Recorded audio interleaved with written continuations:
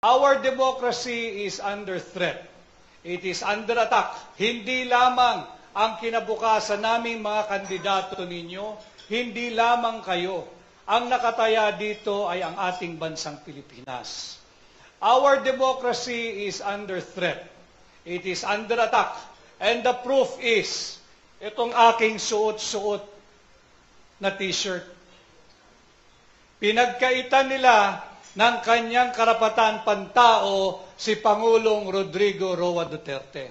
Huwag nating kalilimutan yan.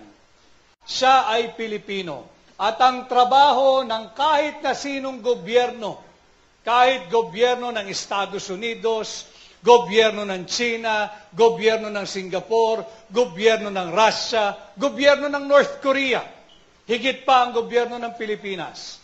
Ang trabaho ng kahit na sinong gobyerno ay protektahan at pangalagaan ang karapatan ng kanyang mamamayan.